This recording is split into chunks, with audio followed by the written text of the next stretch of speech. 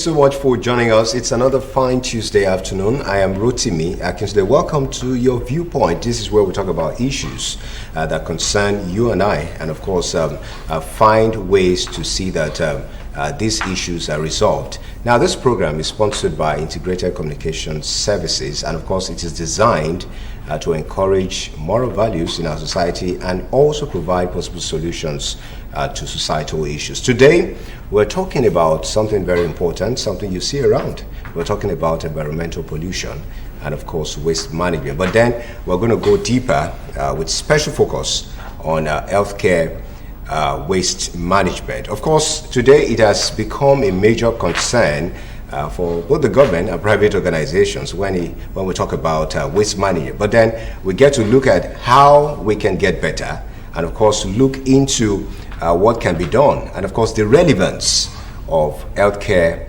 waste management and how it is important and how it could affect our environment, how we can have a waste-free environment, how we can have an environment that is not polluted. I have in the studio with me this afternoon, I have the General Secretary, Medical and Hazardous Waste Manager of Nigeria. He's also the CEO, Brilldot Global Limited, Olumide Ogundele. Thank you so much for joining us. It's my pleasure. Thank you very much. I also have a member of Medical Hazardous Waste Managers of Nigeria. He's the Financial Secretary and also the CEO, Agua Waste Management Company, Akinduro Gbenga. It's good to have you on the show. Thank you.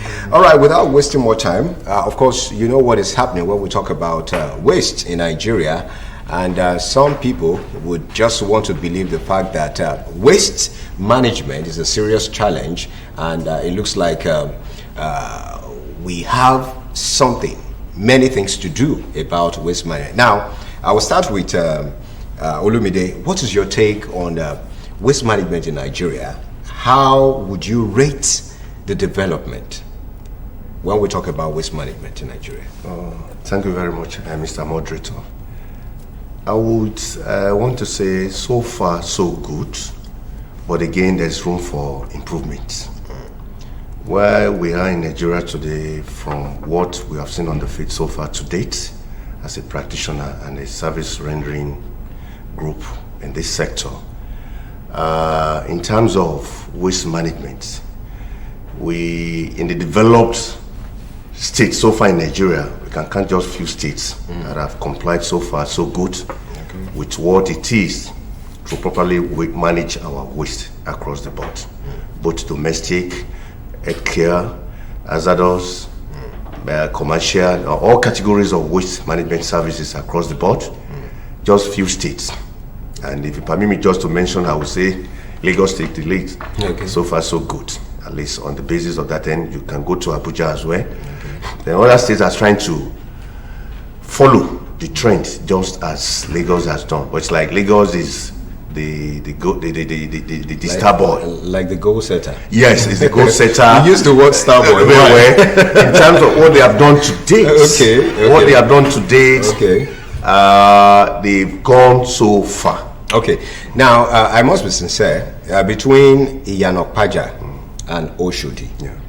Iyanokpaja, between Abule Egba and Oshodi, especially when you're passing through Mongoro area, if you're familiar with that environment, at some point, I must say that those who clean that place are trying, yes. But then we are still going to look at the challenges, that they are facing. But what is your opinion?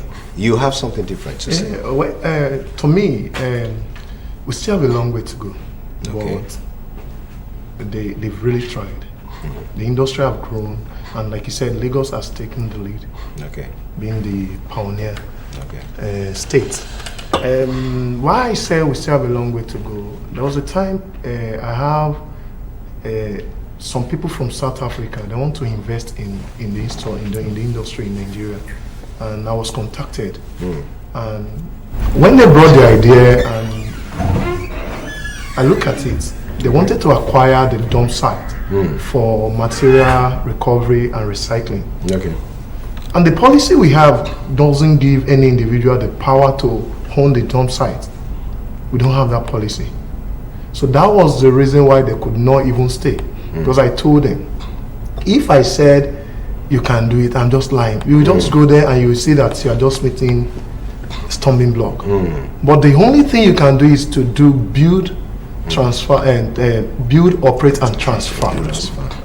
Well, I don't think they are ready. All right. That's the reason why I say we still have a long way to go. But we are trying. We are trying. not where we had 20 years ago. Okay, we must also look at some other places in Lagos. This is the state where we're operating as it is. So we want to talk more about this state now, which would be a point of contact for the entire Nigeria. Now, we still have some other places. I just mentioned a particular place, which I have seen myself. But then there are some other places, we have some other streets, roads, highways, where you find dumps and all of that. What is your take? What do you think should be done? Because if some places are clean and other places are not clean. In fact, can we give a statistics to that? That, okay, when it comes to 1 to 100, how would you rate Lagos? When it comes to 1 to 100 in terms of waste management? Lagos 80%. In terms of cleanliness? 80%. 80%. Yeah, pass mark. Yeah. Based on what? Yeah, based on how many places have you been to now say that you want to give 80%? I was discussing this same issue with my father on Sunday. Okay. We were just talking politics and we make mention of the issue of waste. Okay. I grew up in Lagos and I know how Lagos is in terms of waste management, especially the Yaba Ojore area. Okay.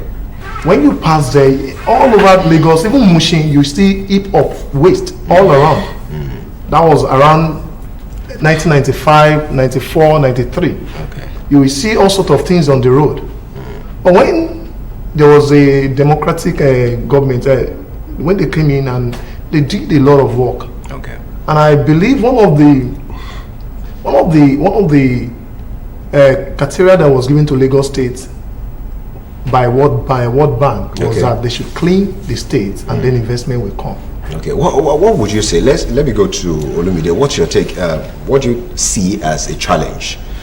If we have to go 100%, we can't stay where we are. We need to move forward. Yes. Now we want to say, having gone to 80%, now I will even say I can give Lagos 85% because what is involved in waste management is beyond the surface. There are a lot of things that are involved.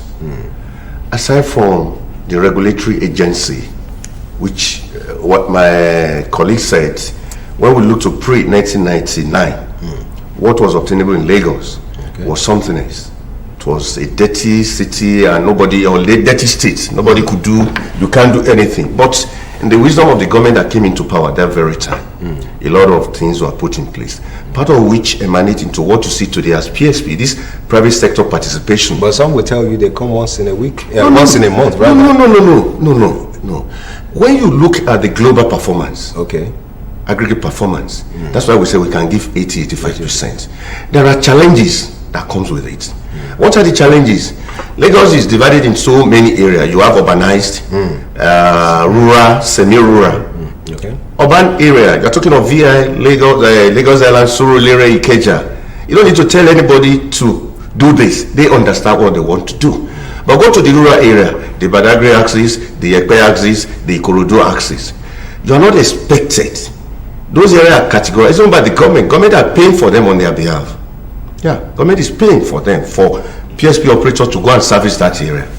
Aside from having to do it in the city where you issue bill at the end of the month. Do you have proof? Yeah, we have. I'm a PSP operator in Lagos. Because a number of persons will not believe that. Because why they won't believe is because they know they also pay. As much as you want to say that some in the rural areas are not paying and all of that.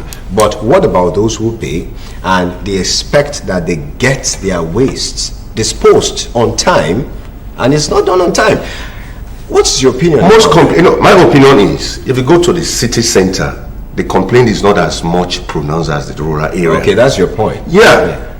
I live in the city. I live in the rural areas of Lagos. It's my duty. I know each day of the week, the PSP operator will come and cut away my domestic waste.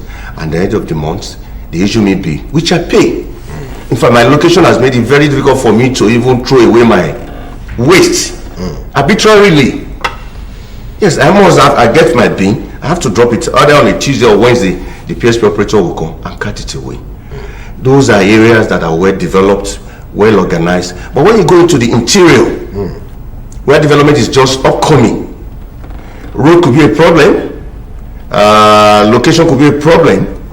And you know, most of the rural areas in Lagos, they are more or less of a water. Do you understand? Yeah. So as an operator, I know what I'm saying. My own operator is not the domestic or the but more or less airways. And I travel across the area of my operation and know what it is to even get the airways out. All right. Let's look at waste recycling. Over the years, people have been talking about waste wealth. What's your opinion? Do you see that thriving? Is it really thriving in Nigeria? Well, I have a contrary opinion to that. I believe they've given much publicity to recycling. Too much publicity to recycling. Because we are practical people. We are on field. We see what we see there. Okay. And the way they are saying it, maybe it's because it has an international grant. I don't know. Yes, recycling, fine, but the publicity is much. Why I say so is that everybody wants to go into recycling. Okay. That's the reason why I said too much publicity. Okay. And when they come in, do you see it thriving in Nigeria? yes, it will thrive, but we are not there yet. Are you saying we do not have the capacity to do that We properly? have- Do we have what it takes? We have Do what we it have the takes. technology? Do we have organizations that can handle that? You know, there was a time, this waste to wealth thing, you see people, you know, picking up PET bottles and all of that, you know, just to make money. In fact, there was a time I saw on social media, somebody was using these bottles, plastic bottles, to build a house, something like that. So my question is, do you see us thriving when it comes to recycling in Nigeria? Yes. It's a thrive. Okay. Now, we always refer back to Lagos. Okay. Because it is standard bearer. Okay. Yeah.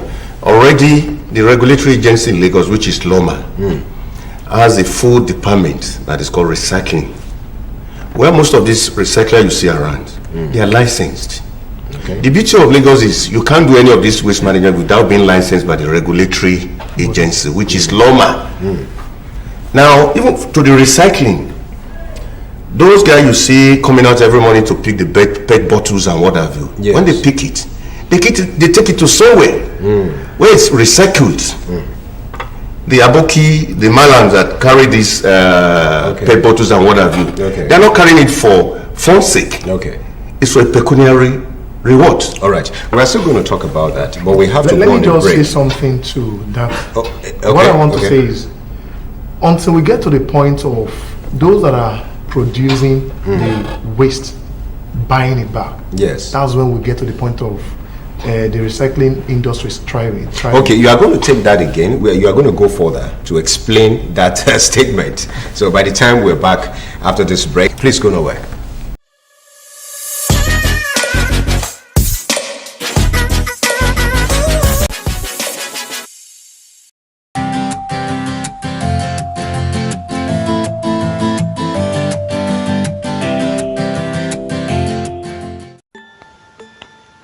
Vegetables are not only enjoyed because of their effect on food, but because of their health benefits as well. Indeed, many Nigerians include vegetables in their diet because of its health benefits. These are the nutritious vegetables that add vitamins to our body, and they are very popular amongst Nigerians. Bitter leaf. Bitter leaf, or onugbu as it is popularly called by the Igbo people, is a vegetable known for its bitter taste. But before it is included in food, it is washed a couple of times to get rid of its bitter taste without removing its nutrients. People also crush the leaves to get the juice to drink. Bitter leaf is known for being a natural detoxifier, removing dirt and waste from the body, and can help one lose weight. It also reduces sugar level in the body, and the bitter leaf juice is taken to expel worms, to treat stomach upset, and even problems with digestion. It is rich in antioxidants that fight cell damage and helps keep the body healthy. Some people have used it to cure sicknesses such as malaria. Ewedu is another vegetable that people, especially the Yorubas, love cooking. Aside tasting great in soup, ewedu is a vegetable that is loaded with a lot of nutrients, including antioxidants and vitamins like A and C.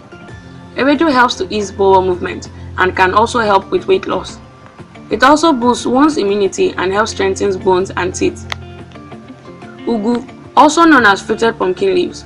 Ugu leaves are very popular throughout the country and are used in the preparation of an assortment of dishes. The leaves contain dietary fiber, which aids digestion and prevents constipation and other digestion problems. Many people also drink the juice of Ugu leaves to help regain blood because it contains a lot of iron, which boosts the production of red blood cells. The leaves are also very low in calories, and including them in your meal will help you gain less weight. Scent leaf. Depending on what part of the country you are in, you may know this vegetable by another name: Efirin among the Yorubas, Dayodoya among the Hausas, and Wancho among the Igbos. It is often used to spice up the taste of food. It has a strong, rich scent that adds a delightful aroma to whatever it is cooked with. It contains a lot of nutrients, and it is often used in treating dysentery, diarrhea, fever, catarrh, and so on. Taking scent leaf also helps to reduce one's cholesterol level. Water leaf. Water leaf is another popular vegetable you are bound to come across whenever you visit the market. It is often used in the preparation of soups. Water leaf helps with weight loss and also helps to reduce sugar level in the body. It is used in treating stomach issues like indigestion and constipation. Water leaf also prevents heart-related diseases. Lemon basil. Lemon basil is known to many Nigerians as Nigerian curry leaves. These are tiny leaves used to improve the taste and aroma of food. Lemon basil are herbs that have a distinctive lemon aroma and are especially pungent once it is minced or cooked. The health benefits of lemon basil includes its ability to boost liver function, fight inflammation, and prevent cancer.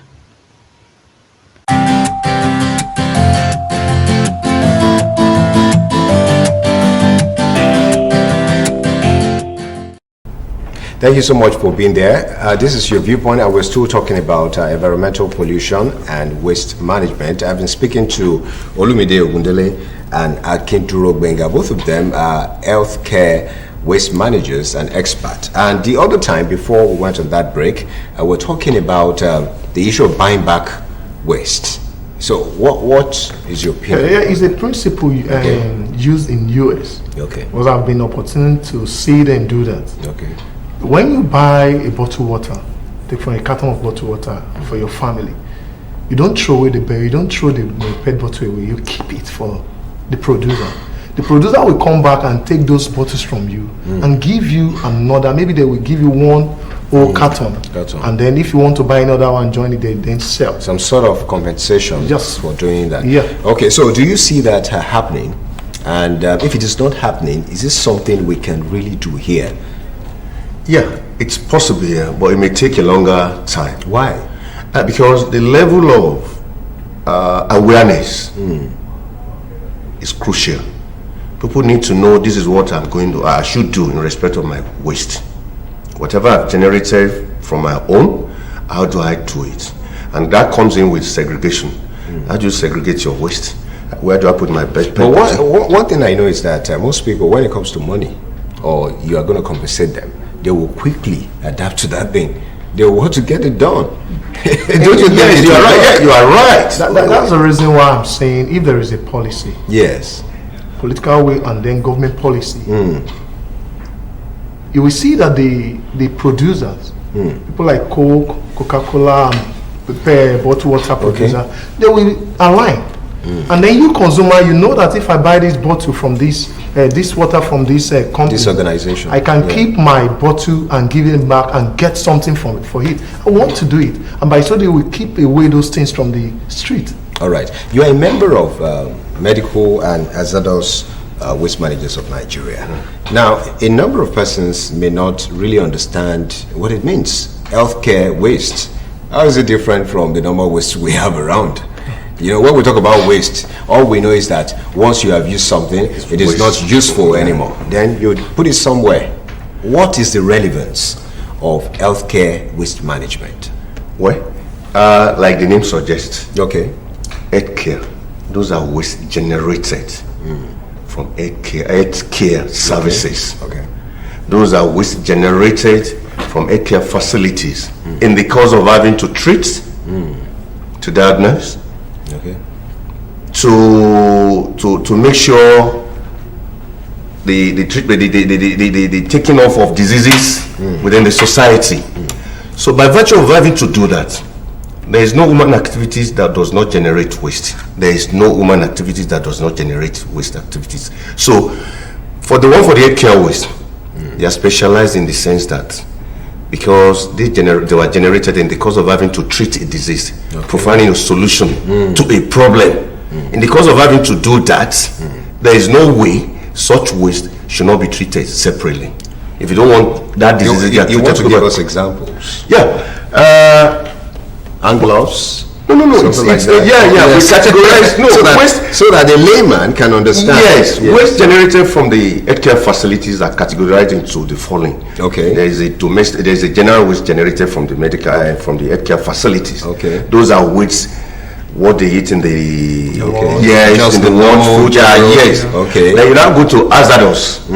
Hazardous in nature because it could afflict other people if it's not properly handled or carted away or disposed properly. Okay. You are talking of gloves, Okay.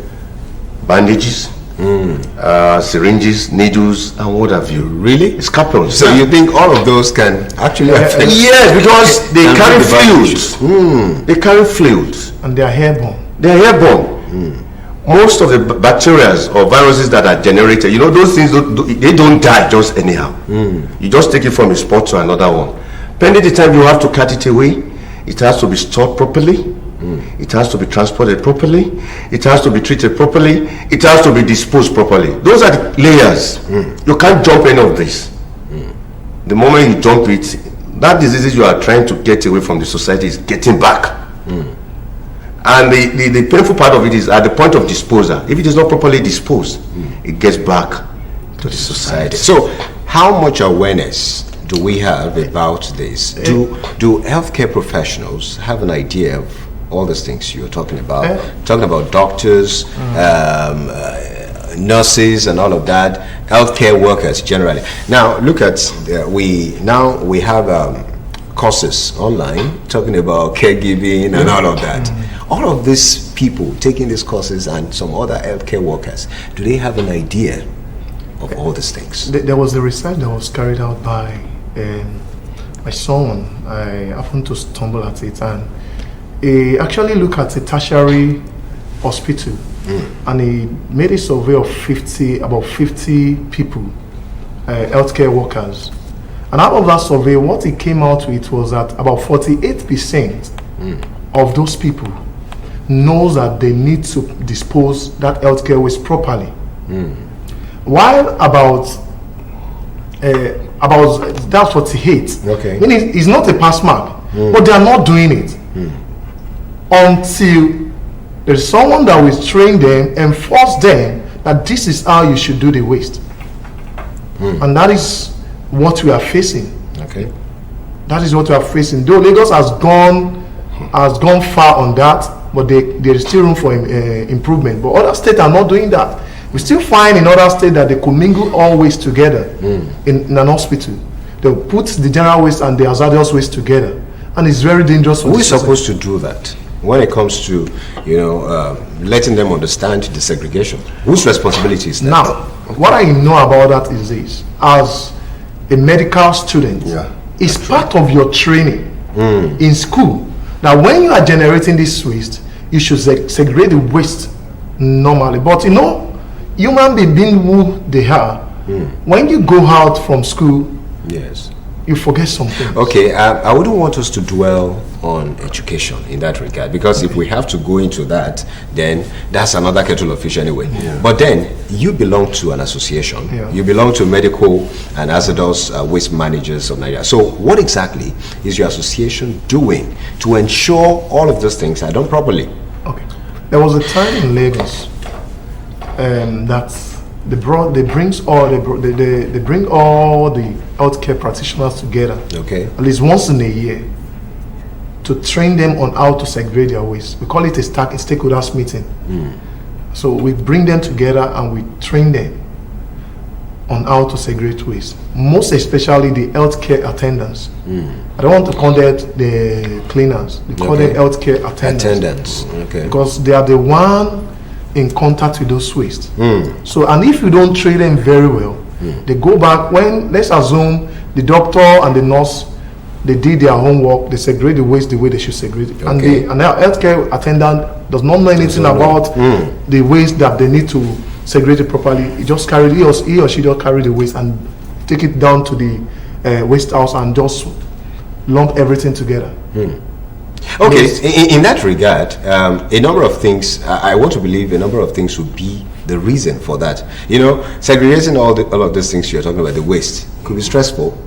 Or what's your take? And if it's not stressful, if it's something that has to be done as a result of not having the knowledge that, okay, this is how it should be segregated. Let me give you a flow chart. So, but my question is, who is supposed to, you know, the other time you talked about medical students, somebody who has graduated should have an idea. So my question is, how do you get to see what they are doing, or how do you regulate them, or how do you give you a flow chart. Ensure that they do that properly? Let me give you a flow chart. There's a flow chart for that. Okay. And anywhere you want to establish an healthcare waste industry, you must follow that flow chart. And what's the flow chart? Training first. You need to train the healthcare practitioner, the healthcare attendants, on how to segregate the waste. If they've gotten that, then the rest is easy. After training, we take it down to the storage. Okay. After storage, you know, when you train them, they segregate very well. When they segregate very well, to storage, they know where to put the waste. They won't just put the waste together with domestic waste. After that, transportation, from transportation down to treatment. And then after this train disposal, that's the flow chart. So where we are lacking is the area of training. But we are trying as a body. Because when we go to our clients, we tell them, we even share poster on how to segregate those waste to them. So okay, you want to add something? Yeah, in addition, normally we always use Lagos as a, like I said. Okay. Now in Lagos already, the regulatory body, which is LOMA, are engaged. There's a regulatory agency from the government ENSO that handles the hospitals. We call them FEMA. These are the regulatory bodies that set the standard. You can't do anything below the standard set by this. How do they do it? They monitor constantly. Okay. Even some of our staffs, most of our handlers are trained intermittently by regulatory bodies on how to handle this. And the bit of what we do is, our own sector of the waste management is more or less of a database, simply because where the waste is not as massive as that. But you need data, because when it comes to billing, when it comes to record keeping, when it comes to how do you improve, how do you get it better, do you understand? Yes. Our own sector of the waste is involved with that. Now, when we go to the field, by the training we receive as the CEO, and the same thing given to our operators on the field, when they go, the best thing is you go to a facility, go to their storage point. The waste is expected to have been segregated. It's an unwritten law. And when it is not done like that, what happens? Well, there's a fine. Yes, there's a fine. The regulatory agency have put a fine in place that you have to, yes, about 500,000, 250,000, that you got to do it right. If you don't do it right and you are caught, you'll be fined. But with that fine, people still default. Let me give you a scenario. Don't they? A practical scenario. Okay. I have a client that did that, and they sent a picture of such the storage, to the regulator, waste, the commingling waste, yes, to the regulator, and they visited them and they saw it. They fined the client 250,000 after much negotiation, because it's 500,000 too, but there is room for negotiation. The client paid 250,000. Can you believe after then they started segregating their waste properly? Okay, so if we have that, I want to believe there should be some sort of reduction when we talk about defaulters. Has there been any form of reduction? No, in Lagos, yes. We have, I can give figure, at least we have 90% compliance. Yeah. The remaining 10% is just because they are dodging, they don't want to pay. Okay. All right, Olumide, let's quickly look at the responsibilities of individuals But then we are going to go on this break. When we're back, you would answer that question. Okay. Yes, we're going to be talking about the responsibilities of individuals when we talk about healthcare. That is it just about the healthcare professionals and all of that? We'll be back after this break. Please go nowhere.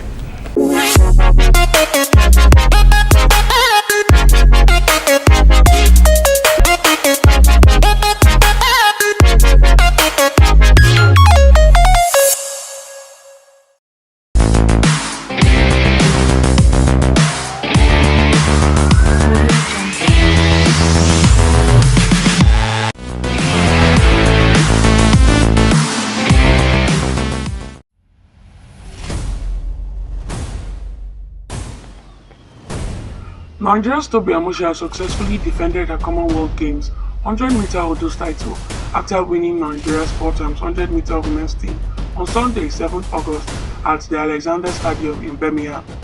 It was then at the ongoing Commonwealth Games that athletes have continued to churn out more medals for Nigeria as the event entered its final stages. Wrestling dominated the bulk of the medals on Saturday as para-table tennis, para-athletics and athletes in other sports continued to make the country proud.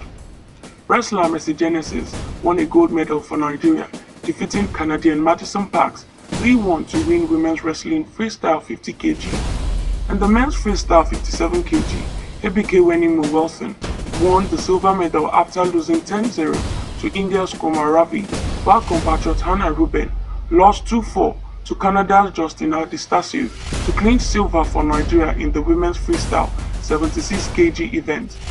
In para-table tennis, Nigeria's Issa Ogokule was dominant in his third-place match and did not drop a game, comfortably winning his match in the men's singles classes 5-3.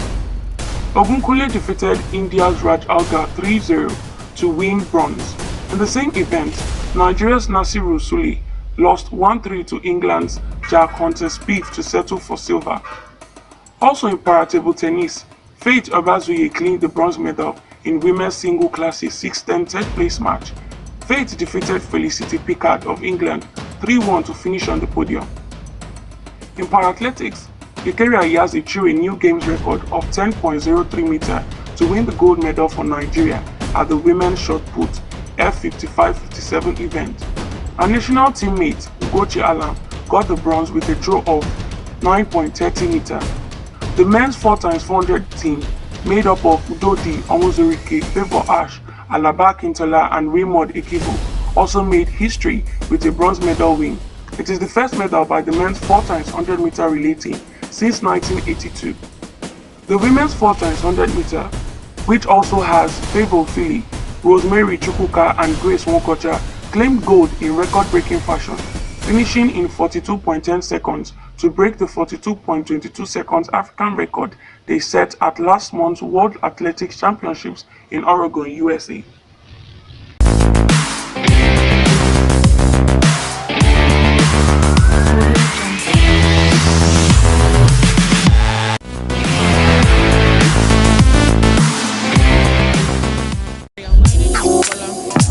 My name is Engineer Elvis Most of these waste we see all around, they are biodegradable, but we are not well enlightened about all that. So we just dump waste anywhere we see.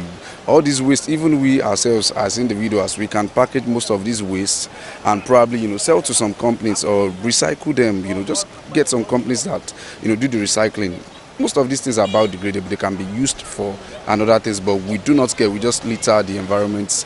I think on our roads we should have, I don't know if it is possible, but most of these street lights, they can put some waste baskets hanged on them on streets that have street lights.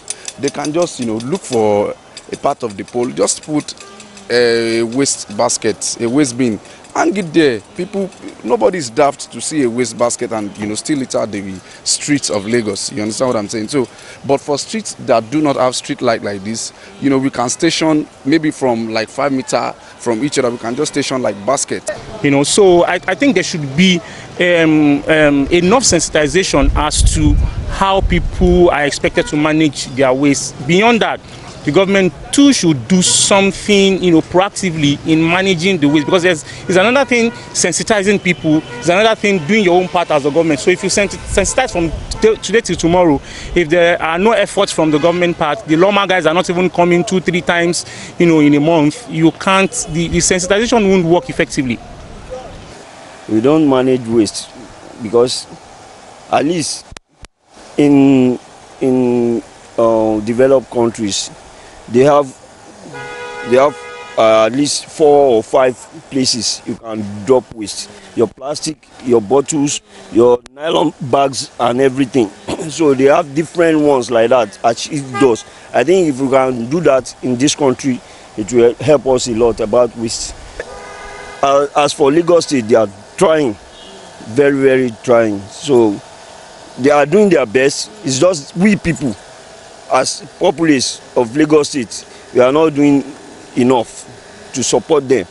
At least when we are supporting them, their problems will be minimal.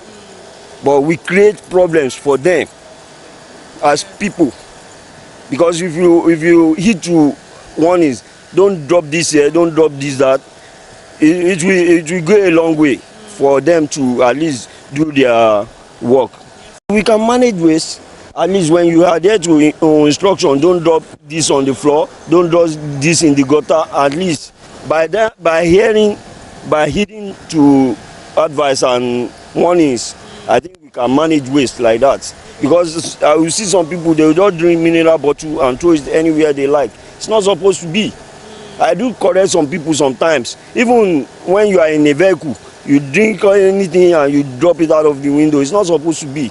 In some developed countries, in some sane societies, they will convert this waste to something useful that will not only benefit individuals, but the society at large. But here in the country, we don't have that technology now.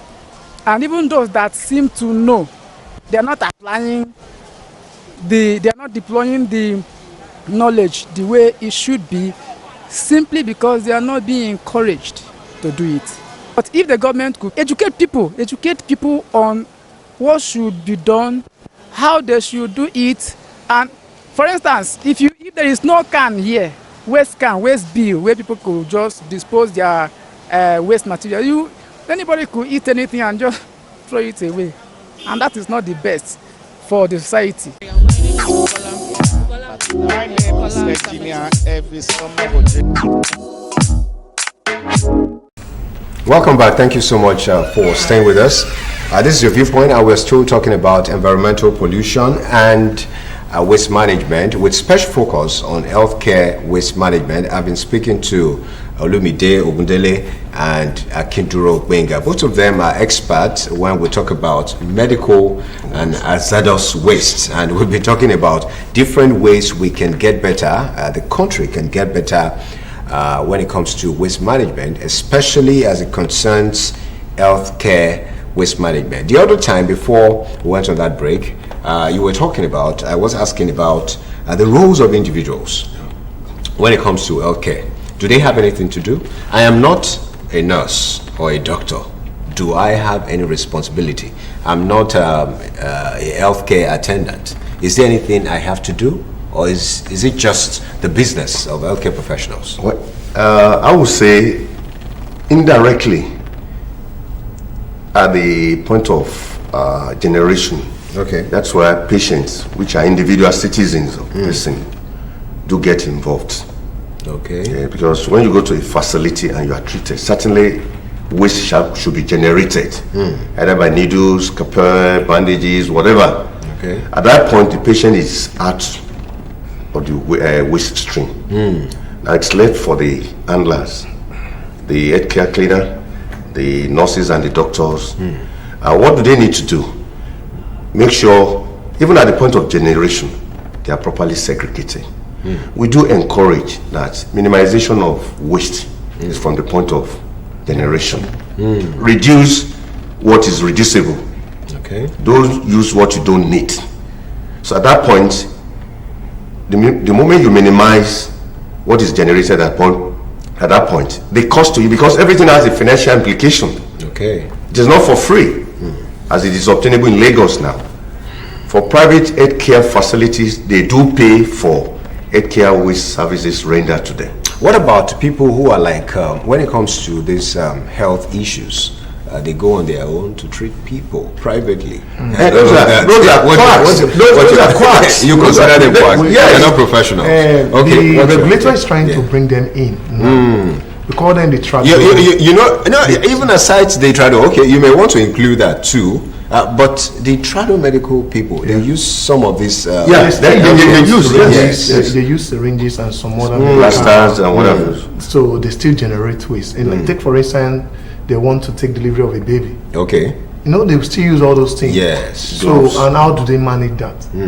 So they are still part of it. But to just add to what he said about an individual aside the healthcare with out of the healthcare waste in the industry. Take for instance, you are admitted in an hospital as a patient. Okay. You know, they will bring food for you. They will bring water for you. That's your family. How do you dispose that? Do you put it in the red nylon? Because we have color-coded nylon for the waste stream generated in hospitals. We have the red nylon for the highly infectious waste, the yellow nylon for infectious waste, and then the brown one for pharmaceutical waste, then the black one for the general waste. All those nylons they are supposed to be in the ward beside the patient's bed. So when you generate a domestic waste, you see a black nylon, you should put it there. Are you putting it there as a patient? That's where they come in. But then you want to agree with the fact that they have to direct the patient to do that. How will the patient know where to put all of these things? Take for example, there is a state in this country that I will not mention their name. I was talking to one of a client there, that you can do this thing this way. He said, let me use Yoruba. Okay. That's the patient. Okay. As if we tell the patient to do it this way, they will not. Because they will not be there with them. For the patient, they just see waste is waste. Okay. Let's just dump it anywhere we like. And it's not, for us, waste is not waste. We have hazardous waste, we have general waste. So, and you need to treat them that way. All right. If you listen to what people were saying concerning how to manage waste in Nigeria, we'll just look at that generally.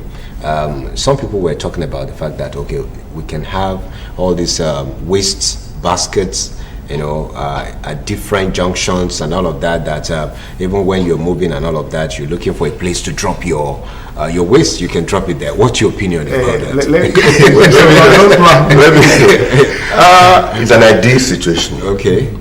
On the level of development, both economic, political, and social development we are going through in Nigeria today, I think we have more of a deviance. We're more of a deviant society where things are not done rightly. Most of what you suggested are things being done in the developed world. Okay, some people suggested them. In that vox pop, we listen to people on the streets. You know why? Suggestion is another thing. Compliance is ability to do it. Do you know why I laugh? Yes. Why? I laugh because during Nambode's time, it provided all those things. Where are those things now? You will see it in someone's compound, using it as a storage. You know, there's a particular state where they still they ensure they comply with the fact that they must have baskets in their vehicles. That was even more of a political issue now. You just give the job vehicles, vehicles and all of that, or whatever. But like I said, in the developed environment here, if we go to estates, Lekki, Ajah, VI, that's where things are done properly. You see their waste being outside. Why is it like that? No, because it has with your level of education too. And then the culture, your social status. It has to be, because we've seen where it is done properly. So why would I do it differently? That's the issue. Well, if you say it's about education, in the past we have rural environment. In fact, in the villages, we have places, we have houses, like households, whereby they have compounds and all of that. At the back? The sweep everywhere is clean. And there must be a dump Yes, site. that's what I'm saying. Because what I'm trying to say is that in those places, in some villages like that, you see some of these people are not learned. They don't have education. They are not literate. Let's put it like that. But they are educated. They understand they need to keep the environment Clean. clean. And you know That's that what I'm then saying. they have So, what they call. my question is, my point is it just about education? Is it just about being literate? Because you talked about the fact that people in those urban environment, like Ajah and all of that, is because of their status and all of that. So is it really because they are educated? That education that he's talking about is Yes. not the formal. We have formal Education. and informal Okay, education. fantastic. Do you understand? What I want to say the other time was that then they have rural extension staff that goes around to tell people about the importance of keeping the environment clean, even in the rural area. And they tell them the implication of not cleaning it, making it clean. They tell them the diseases that they will see if they don't clean those environments. So by so doing, they will imbibe the culture of wanting to clean because they don't want those diseases around them. Remember, we used to have, I think we still have it, Kai. We say have We say have Lagos. Kai. Yeah, we In say fact, have I Kai. saw one of Kai their Lagos. vehicles recently, Yeah. very lovely. Yeah, yeah. So, and what they do back then was to ensure that people keep their... You don't drop waste anyhow. Yes, in fact, I think they move around to see, then we used to have this Saturday cleaning and all of that, but then... do you see them, contributing No, to... yes, they are contributing, environmental but they are contributing. cleanliness? But Yes. you see, the size of the state is bigger. Okay. It's too big. And compliance, this is where moral suasion, Okay. education, enlightenment to get people to know what do you need to do about your waste. Now, you are referring to the villages and what have you. That time, you have, those are towns, those are environment where you know yourself. You are coming to a cosmopolitan. Today, if I may be right, the population of Lagos is over 23 million. Do you understand? And the expansion continues. And so much the government can do. So much the government can do now. I bet you if the private sector participation has not come in for domestic management of waste in Lagos, what would have happened to the cost implication, even to the government? The citizens are bearing, citizens in Lagos, they are bearing part of the cost of waste management. Even at that, government is still subsidizing some areas. But now there's going to be an increment according to reports. What's your opinion about that? Do you think it's worth it? Like I said, that increment should have come earlier. We have an issue that was caused by Ukraine-Russia war. We are buying diesel at 300, 290 per liter as at January. And all of a sudden from February, March, it went up to 900. And it's now between 800, 780 now. And that is the main thing that we use in carrying out our service, the operation that we are doing. So how do we want to cover for that? So it's justified. It's justified by increasing it. Okay, but then if it is justified, I'm sure people would expect them to do more. Despite the fact that there are different factors contributing to the need to increase that amount. The other time we were talking about behind the scene, we were talking about factors like bad roads, diesel, high cost of diesel. In fact, in that report I read that they are talking about spare parts now. And all of that. Yes. So as much as we are looking at all of these things, there's a need for them to also up their game. So that people, because some out there are saying that, they come once in a month, and before they come to pick those wastes, the environment is messed up. Let me say something as regards that. The frequency of picking of waste differs. You can't tell me to be coming every week to a place that they generate very little waste. But what you call little, maybe you're looking at it from another perspective. Let not be small, for a street where you have different heaps. That the issue of that street is another ballgame. The streets, the waste you find on the median is picked by LOMA themselves, the regulator. It's not the PSP. Yes, some people see that. It's picked by the but it's at a cost. At the cost to them. And do you know, because of that, some people try to dump their waste on at the that median. And do you know why they dump? What they tell you is because they do not come into the street to pick their waste. Let me tell you the on factors. time. No, Let the me tell you excuse the is not. factors. That's what some people say anyway. The factors that contribute Yes. to that is this. I have a client. They are constructing their road, and my staff was telling me that they can't go in there to pick that client's waste for 3 weeks Why? because the road is bad. Bad. All right, let's. I have a number of messages here. Stephen Walter says the truth is that some Nigerians have this "I don't care" attitude, particularly the ones that throw dirt from their cars or on the street. Hygiene is everything for me. Some people are still ignorant of what environmental pollution even mean, and there should be regular seminars and talks about it. Somebody called Favor Obianuju. In my opinion, I think there should be waste being centered in street corners, which is part of what we talked about the other time. But you said compliance is the issue. Is the issue. That this would go a very long way in encouraging good Nigerians to cultivate the habit of keeping the streets clean. Abdul Malik says, I'm sure there are laws or regulations put in place to punish offenders that litter the environment, but the problem here is enforcement of the law. That's the reason why I said the issue of the culture of the people. I have a small place in Surulere. It's a black spot. Despite them having drainage, Yes. you still see this waste all around. Okay. The drainage has been blocked. Wow. Okay, we are going to talk more about this. Waste management is quite wide, I must say, as regards, especially as it concerns the environment. Some other time we will talk about this. Thank you so much for coming on the show. I've been speaking with Olumide Ogundele and Akinturo Gbenga. Both of them are healthcare waste managers and experts. Be sure to join us same time, same station next week by God's grace. I am Rotimi Akintude. Bye for now.